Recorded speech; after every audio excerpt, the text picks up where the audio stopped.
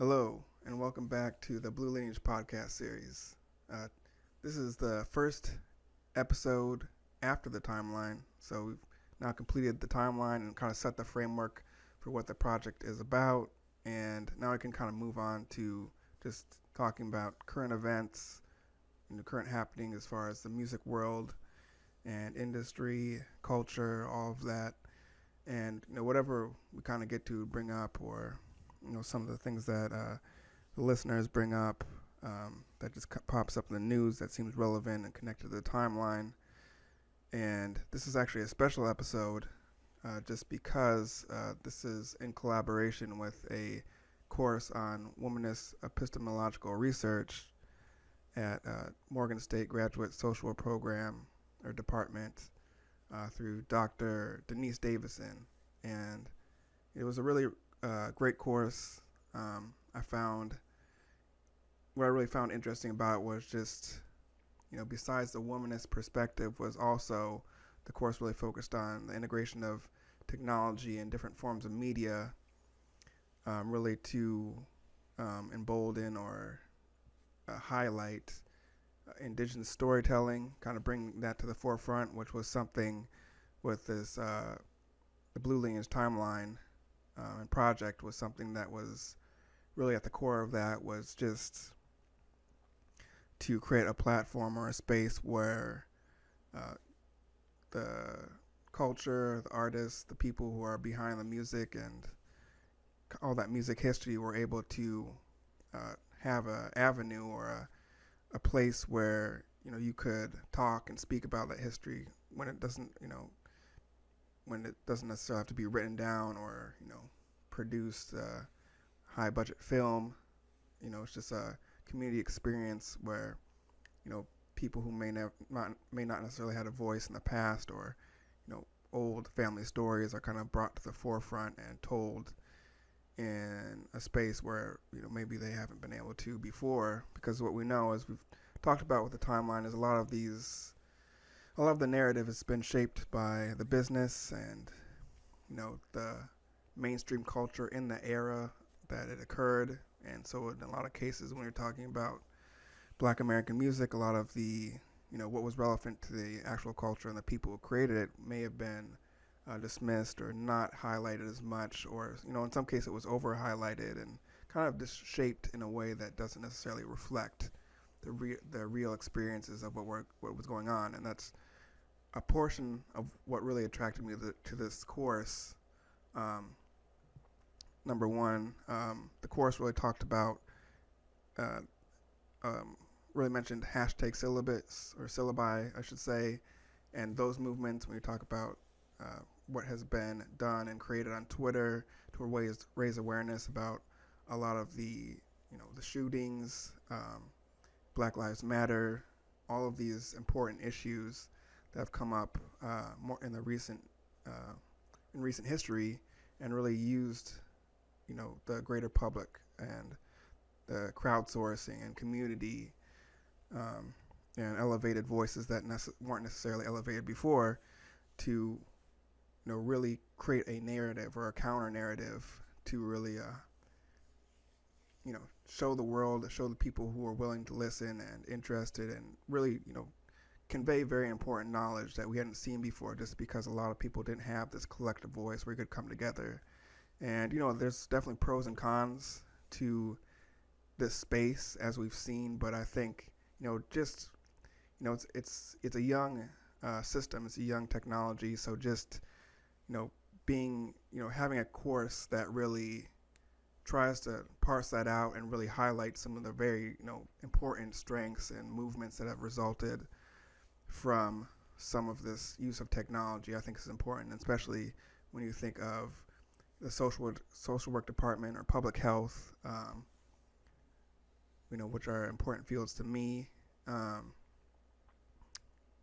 think this is a great opportunity because it's not necessarily something that we get to see a lot of times in the academic world, specifically in this department or area. So that's kind of where it connected to me. I'm obviously, with speaking about the womanist perspective, this timeline is not something that I would ever say fully crosses over into that, but there's a lot of crossover, and taking this course and looking at the project I was working on, I saw some crossover, so it seemed like a good opportunity to kind of bring them together and highlight some of the sort of womanist themes or perspectives that are in the timeline, considering the history and just kind of how the timeline evolves, or how it comes to shape. I think there's, in some ways it highlights a lot of the core themes of womanism, and also I think because it is a document of history, you can kind of see how the music business industry, or just American history in general, was operating against or counter to a lot of these womanist principles, just because even today, when you're just talking about womanism, which really centers around black women, you can just go to current times and you can clearly see that the music business, the music industry, music in today's time is still not, black women are not represented equally throughout the entire industry.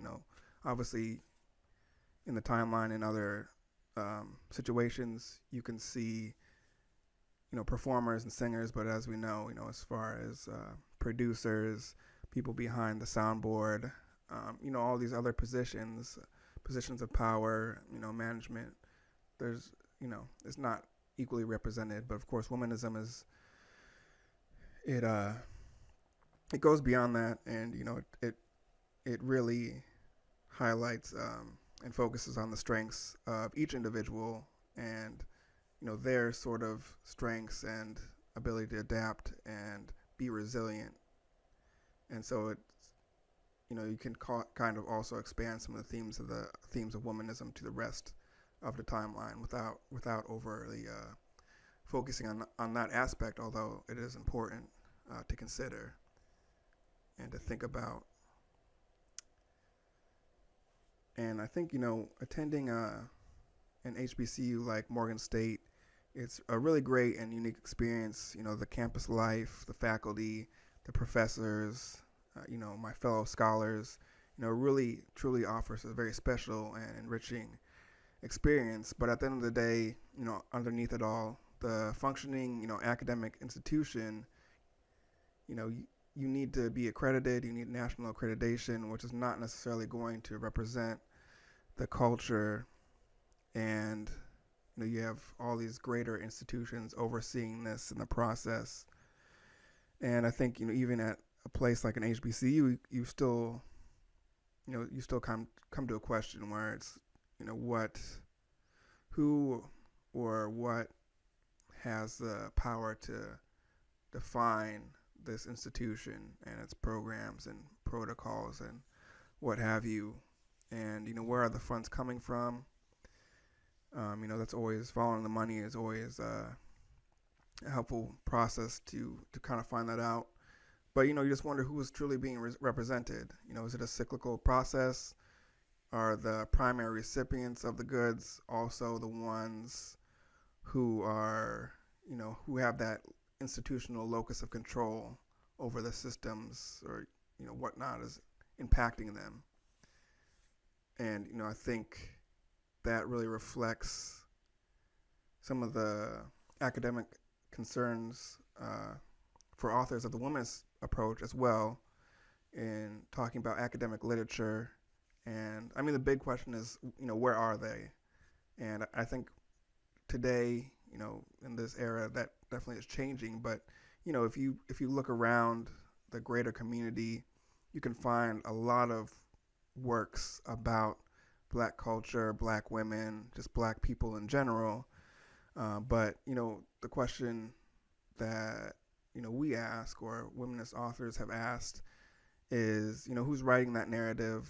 Are they from inside or outside the culture? Are they observers, or are they participants? You don't necessarily have to be from the culture, but there's definitely a difference between an observer and a participant. There's all these different layers, and one of the things that I keep going back to about womanism, which I really appreciate is just that it really does have all these layers, and really unveils and shows all these different perspectives. You can take this very direct, sort of black and white perspective, but then you also have all these, layers of gray that you can also uncover to really, create at least from a social work standpoint, to really create a very well catered, unique perspective to apply to a individual or a small community, or can keep going from there. And I think that's really powerful. It's a really powerful tool and powerful perspective that really kind of integrates some of these different features that I think are especially important in the modern world when we consider that things aren't necessarily just as black and white with all the information we have, with all the detailed histories. People, we live in a global world. We're connected to people in a different way, and you just have to approach things in a much more nuanced way with being more informed, and with that information comes all these other layers that you can kind of approach things from, versus just maybe back in the day, like when you look at this timeline, some of the information that we have, like as we go back, things really are just black and white because we have limited information about these artists, what was going on at the time. We know the core features, we know the big events, we know some of the experiences of these individuals, but we don't have the full story in all cases. We only have kind of a rudimentary, almost elementary education about it. So when you have that, things are a lot more simplified, and you can only approach that from so many angles. You can assume some, you can kind of guess what was going on, but it's definitely not the same as we progressed through this Blue Lineage timeline. We saw, as it got more recent, we saw more because we had more, and we were able to dig in to more of artist history. We were able to relate more to what was happening during those eras because it's more culturally relevant. We have a more clear understanding based on our own experience. So as that happens, as we move forward, we definitely have that increased information. We have data. We collect data on so much more. We have just all this wealth of information, and it really just changes the whole ball game. And you can't just come from this hard stance of preconceived notions or ideas that were have been around for decades. You have to come from a system that is more malleable, something that can be flexible and you can adapt to as things change, as you gain more information, and as you really get to know people as individuals, because it's becoming less about groups. The group is important, culture is important, community is important, but when we're talking about serving and helping people and individuals within communities, everyone has a little bit of a different story, a different experience, and we have to consider that experience when we're trying to support them and support the community as a whole, because it's just going from that micro to macro and that kind of constant flux. You have to be able to adapt, and you have to be able to have a system that reflects that. And I think womanism is a great example, and for me the connection to that is music, because I think music as just sort of entity, however you want to think about it, especially the blues and the blue lineage community that this kind of represents, you can kind of see that in the same way as far as the way it was evolved. For those of you, many of you who have had experience with the blues community specifically, and people who kind of follow that lineage, it's a very, it's all about tradition, but also it flexes, throughout the timeline. You can see examples in which people who may not have been accepted by the mainstream are kind of brought in to this community, and nothing's perfect, but it's very much just based on what are your strengths, what do you bring to the group.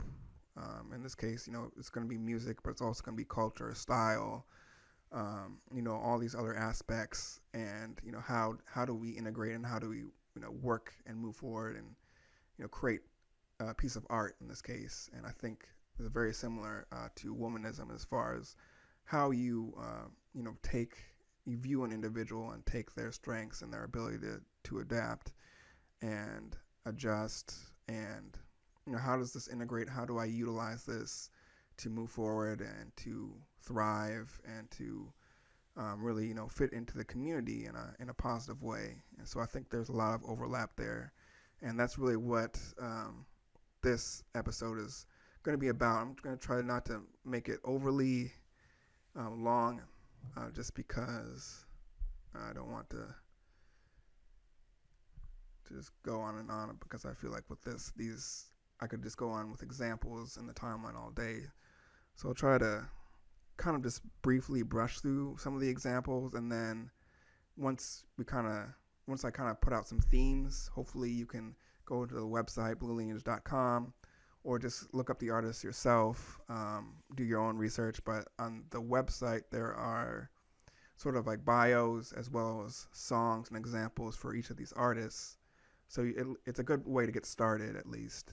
And you can always follow along as I'm going through on the website as well. There's a actual timeline for those of you who have not listened before. There's a timeline on bluelineage.com, and you can kind of follow along as I'm progressing through the eras. So I'm going to kind of go in chronological order to try to keep things to make sure things make sense.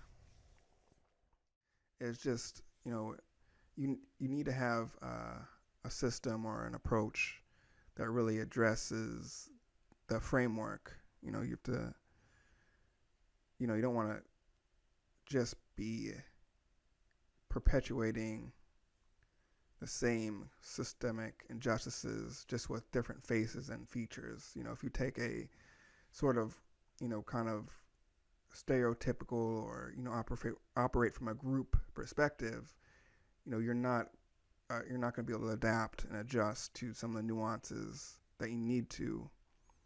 So if you just approach an individual from a stance of gender, for example, and a hard stance of gender, whatever people believe or don't believe, it's not really overly relevant when you're talking about this individual, because it's about their reality and their experiences.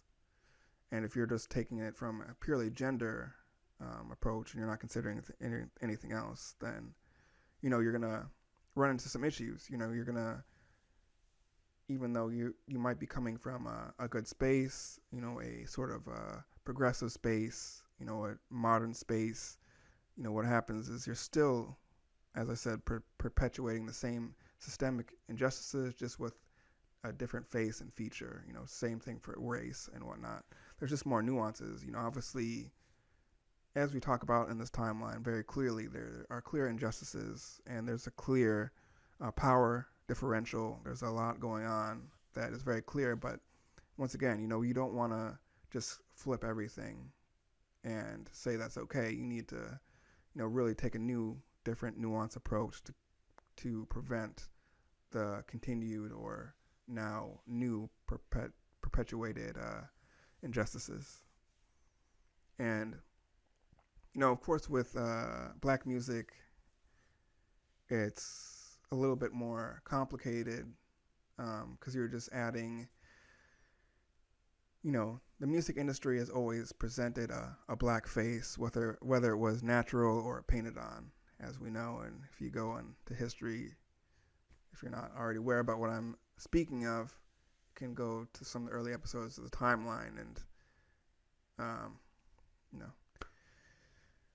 But one of the things about the story of black music is there's kind of a clear delineation where business and the production aspects really took the lead, and the art became more secondary. Within this greater industry, greater industrial framework. But that's not to take anything away from the art and the music that we do have and that's produced throughout history and still is, being produced today. I think some people might say that, have a lot of criticisms about music, or might say that, good music isn't made anymore, and that's not really the case either. I'm just, there's just a clear delineation. However, as we kind of move through the timeline, you can see where, the industry really kind of is sort of creating the themes, creating the models, and sort of the templates for like each of the genres and what was good, what's not. And one of the best examples that we go to see is rock and roll, just because rock and roll kind of has this natural build up, even though you can see the industry side keep building and building. And rock and roll is kind of this very interesting point in time where it was so popular, it was a crossover. Black music finally crossed over in the mainstream, and the industry just got really hooked in on this formula, and it hooked the musicians in on this formula, and it just kept going until the listeners, the audience, wasn't really into rock and roll anymore. It moved on to other things, and but the artists of that era, they were so programmed by that formula, you don't really see the adaptation. A lot of artists that we see on the timeline really were able to adapt to the times to some degree and sort of evolve. But rock and roll is very interesting. It sort of resembles like a Motown or some more modern genres that are very formulaic, and where the bands are kind of constructed and put together, and then they just go until it's over. And then, as with these artists, they went on revival tours. We saw them, perform kind of the same songs over and over, but it's still always in that same formula. You don't see them try to change or adapt, and that's really, I think one of the best examples that you see as far as, when the industry really got hold of music. And there are exceptions, and as I said, there's always a presence, even before then. But that's really a good standout example, is what that rock and roll era.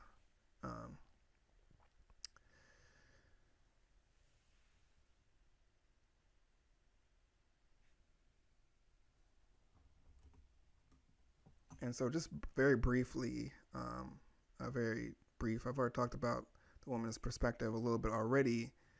And, one of the things about the womanist perspective is, for those of you that don't know, it really kind of reforms and expands on feminist theory.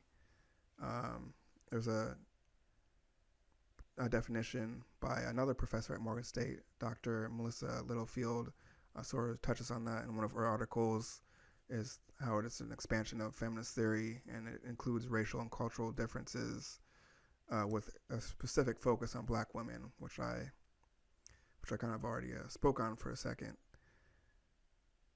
And the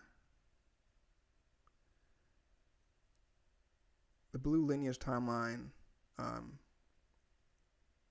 is really just to kind of elevate that non-industry created history. And the blues has a lot of tradition packed into it, and a lot of people, I would say most people, probably recognize that the blues is essentially the foundation of modern music. But when people say that, they don't necessarily include all the history and cultural components that really continue to build on and create these other genres that we talk about on the timeline. Black artists or black musicians, their story or their perspective was really suppressed along the way. Even though throughout this whole process, we can see that black artists, from the beginning, in comparison to where these black Americans were coming from, as far as, just post the Reconstruction era. We know before that was the Civil War, the end of slavery, so we're, it's still really deep in it. And, when we start the timelines, definitely the repercussions and the aftermath is very still clear, even though you're kind of moving on to a new era where we're seeing people, travel, move around. We're heading into the Great Migration shortly once we get into the timeline. So, there's definitely change around the corner. And of course, these artists from the beginning really are able to express themselves in unprecedented ways, and really tell a collective story and a narrative that wasn't being told before. But, along the way, you can constantly see that the narrative is being altered and edited because the themes are considered to be, not appropriate, countercultural, and, really present alternative ways of thinking that are not okay with the mainstream. And that's not necessarily just talking about the general population or mainstream America, but it also edges against a lot of the themes and thoughts of the black community as well. You see both of that. Obviously, one more so than the other. And another theme is just the general disconnect between genres. People don't necessarily see the lineage from blues to hip hop. They see all these individual constructed genres, and that's generally how people speak about it, and that's accurate to a certain extent, certainly. But I think it's also important to be able to make that connection and see, from start to finish, how do these all come together? How did it build up? How did, some of the evolutions in technology and the business, as we've talked about, how did this all shape some of these different genres in addition to what the artists were doing and the innovations they were making? I think those are all important connections. And, that's really the core focus of this assignment is just looking at kind of the story of some of these Black American musicians that were spoken on the timeline and kind of make some of these links and connections that I've sort of opened up with and see if we can get somewhere in a reasonable amount of time. And hopefully, if something speaks out to you specifically, you can be able to look up that artist, look more into some of the stories or some of the little background that I give about them or the examples and look a little bit more into it. Even if you don't use this website, there's a good amount of information about each of these artists. I think, what's unique about this website is just how it kind of brings everything together. I don't think there's necessarily new information being revealed necessarily.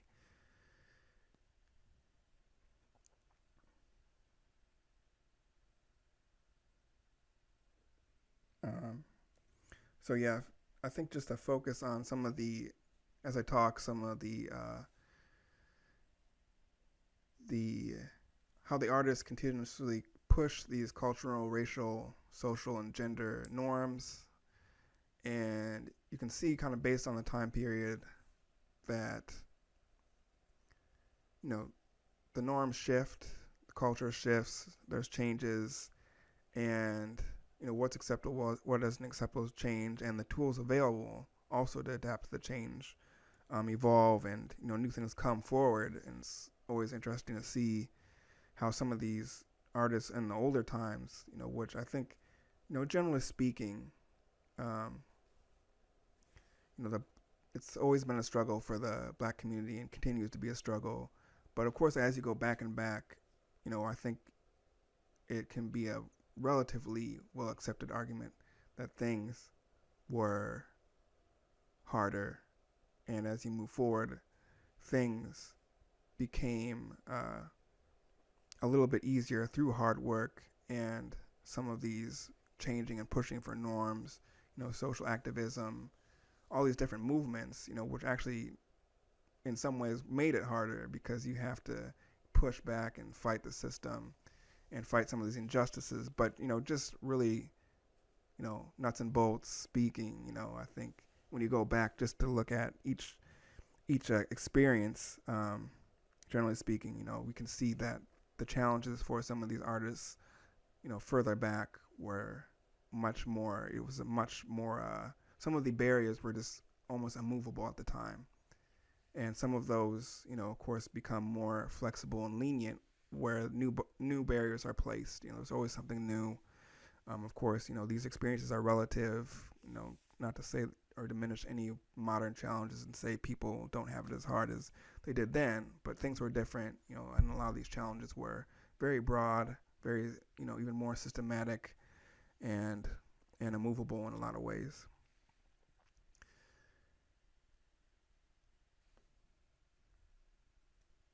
And so as we go through, and for those of you who haven't seen the timeline before, the timeline is not exhaustive by any means. I try to make that clear, especially in this context, because when you look at the timeline, for those of you who are well versed or just interested in general, a lot of the famous names known in Black music, you'll just be like, where is everybody? It's not supposed to be exhaustive. It's not supposed to necessarily highlight all of those individuals. It's really just meant to trace the lineage of some of the originators of these core genres, which is blues, R&B, rock, funk, and hip hop. And so sometimes you will see some of these very well-known artists, very well-known, but also you'll see some lesser-known individuals, and then you just won't see some people that you probably are like, wow, that, this is one of the top sellers, this person changed the game. But if you really go through the timeline, I think, it makes more sense as you see like this artist, help contribute to this technology. They may not have been the biggest seller, but this is what they contributed and started. And of course, all these artists build on top of, their predecessors and become better and better. And so I think you can make an argument that, any of these well-known artists made, a little difference, a little change that really took it that much far and took it that much further to make them big.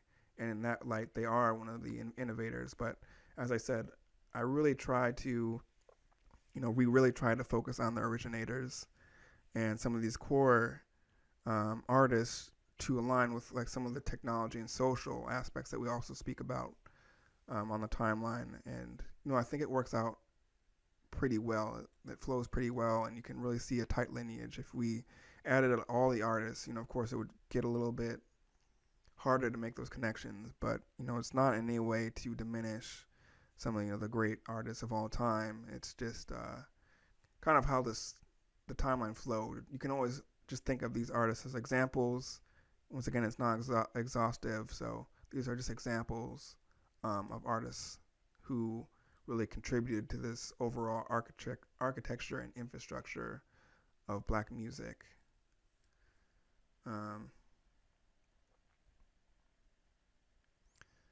And I think when you think of an example of architecture, infrastructure, when you talk about Black music that you don't necessarily consider, I think one thing that really spoke out to us when putting together this timeline was Black radio.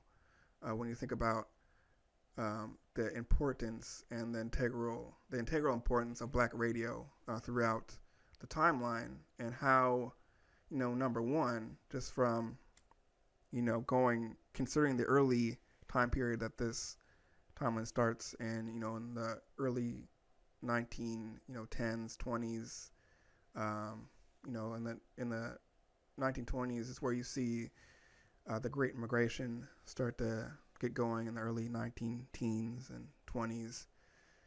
And so in that time, you really don't have, number one, you have limited electrical technology to do a lot of this stuff, but you really are starting out in the beginning with, as far as communication and media, you're starting with newspapers, which is very limited. And of course, once you get to radio, we think about who's controlling the radio. Radio is generally, white-owned, produced top to bottom, so on and so forth. So it's not being catered to the Black community. And of course, you get Jack L. Cooper in there, and Jack L. Cooper, changes not only that infrastructure as far as being able to talk to the Black community in a very large scale, much larger when you think about the ground that radio can cover, especially AM. You think about not just communication, but also the music that was now being played. Of course, I'll talk a little bit more Jack L. Cooper because there's a little bit of controversy there. But as we move on with black radio, you can continually see it expand across the country, and having um, that sort of reach and ability to communicate, and especially about really personal issues, or not personal, but community level issues that just were not being spoken about. And you can have kind of the singular voice. When you have a newspaper, you know that this newspaper is supposedly coming from, this is a black newspaper that's speaking to us. But when you don't hear that language, you don't hear those cultural references always through written text. But when you hear it through radio, that's huge. And now you're hearing music that reflects your culture. And maybe, in a lot of cases, this is music that even people within the culture didn't hear, and now also you're projecting this, or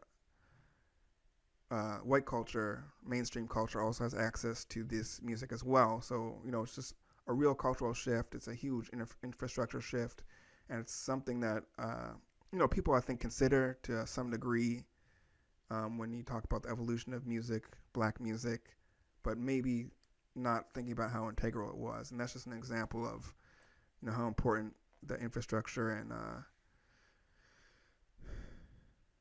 and architecture, as far as the building blocks of all of this modern music, how it all kind of came together, and keeps going through all the way through hip hop. When people talk about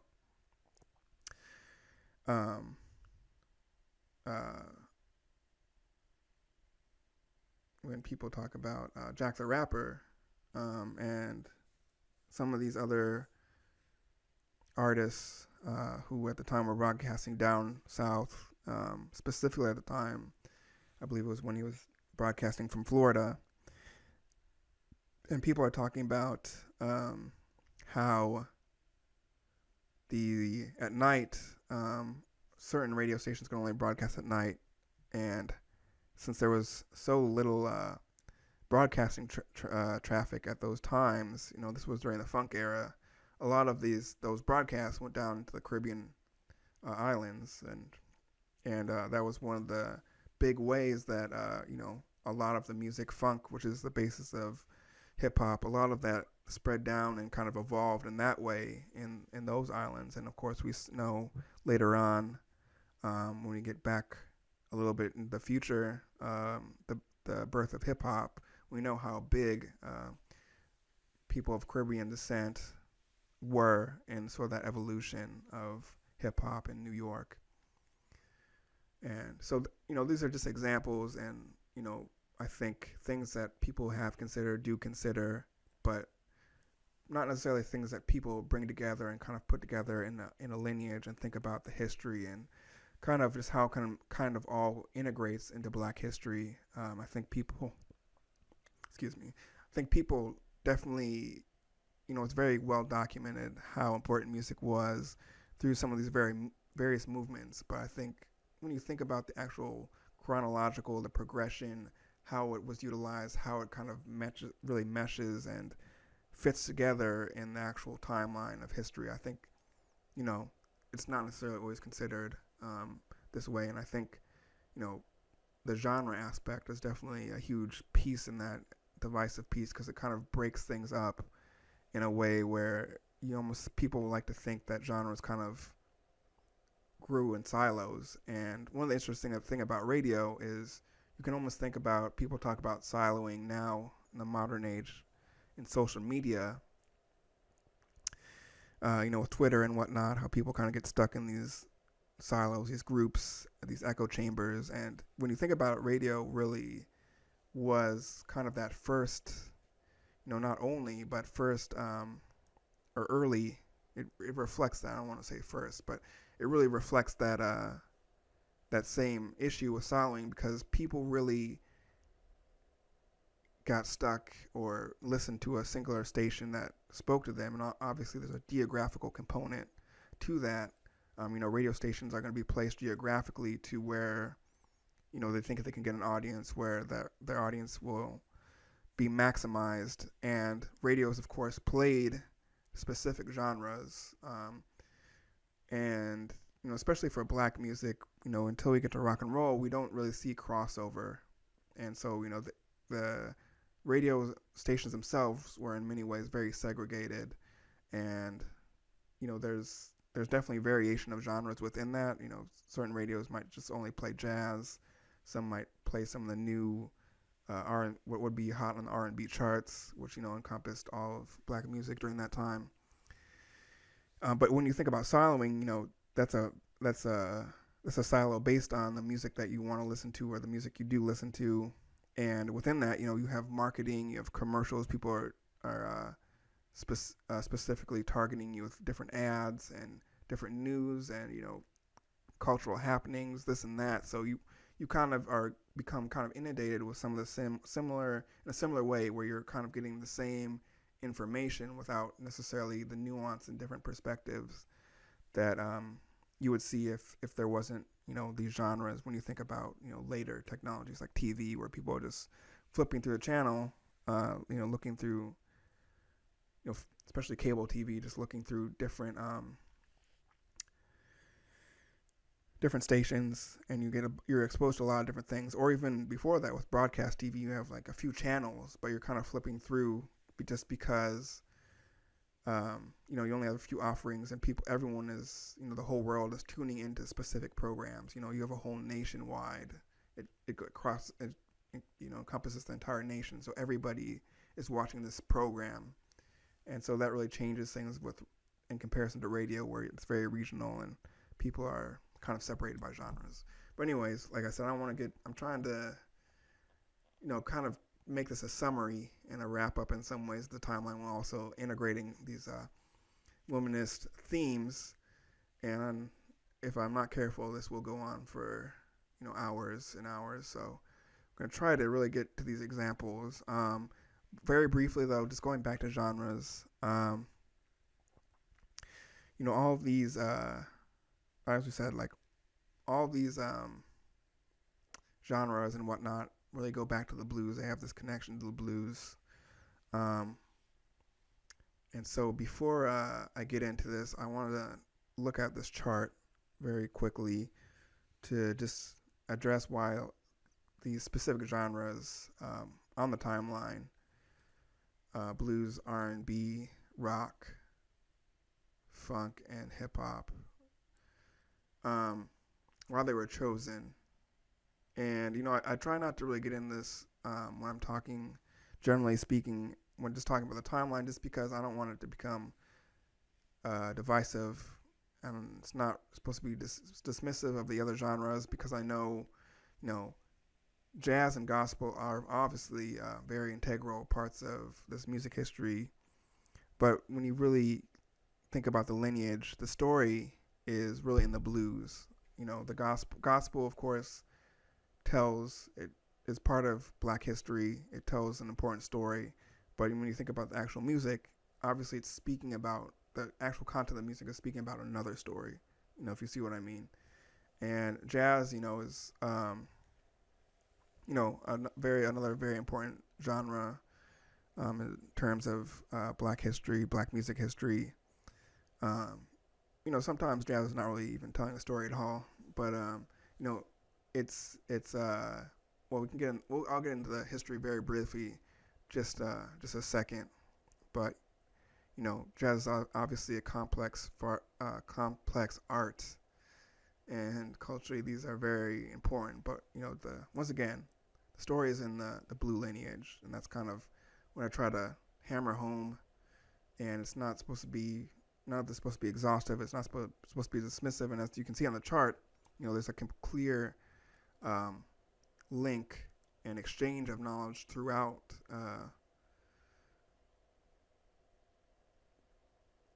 the timeline. But you kind of just focus on these genres here. So as you can see, I guess going from left to right, we have ragtime, and that goes down to jazz. So jazz is really basically ragtime and blues. Ragtime is based on it's essentially based on a marching style music with the integration of like polyphonic rhythms, and that's how you kind of get ragtime. And the marching music is based on John Sousa, who's connected to the sousaphone. I forget his first name at the moment. But yeah, so you kind of get with jazz, you kind of get a mixture, really integration mixture of cultures that really contribute to jazz, which which is important, and the, black culture and a lot of West African, Caribbean, and a lot of different cultures come together in a melting pot way to kind of form jazz, and that's definitely important. It's culturally important. As you can see, like jazz contributes to all these other genres, and I don't, like I said, I'm not trying to. I don't really have anything negative or bad to say about jazz. It's just really the focus on the timeline is the blues, and as you can see, blues goes into jazz as far as its creation, and you see an exchange, especially when you move through time, like when you get to, I think, funk specifically. It's very undeniable that there's been clear exchanges, and of course, as you keep moving through time, I think a lot of genres in general have gotten more murky and murky, and during the entire time, when you think about the backing bands for some of these artists, some of them might play jazz, on Saturday and blues on Sunday, or gospel on Sunday, blues on Saturday, jazz on Friday. So, the integration and the exchange is always there. It's just really kind of the core storytelling component and where that comes in. And as you can see with these core artists, they really clearly follow that lineage, as far as who's influenced by who directly, who their writing style is influenced by, where are their lyrics paying homage to. They kind of follow this lineage, and it evolves, so on and so forth. So I just want to very briefly address that and kind of clarify, because I know specifically for this episode, people might not necessarily have followed the timeline to get to this point, and may be a little bit confused by why gospel and jazz are not included in the timeline. And it's just really, as the timeline is named, Blue Lineage, just kind of following that timeline. It's not to dismiss these other genres in any way. And if you are curious, there are episodes where I speak upon it a little bit more. I think specifically I touch upon it a little bit more in I want to say episode 4. No, I don't. It would have to be episode 3 or 4. I'd have to look it up more specifically. It would be the episode when we talk about the American Federation of Musicians strike, and I think Louis Jordan was also included in that episode. I touch on a little bit on the history of that a little bit more, but once again, I don't get too deep into it, because it's not supposed to be saying why anything is more superior or not than the other.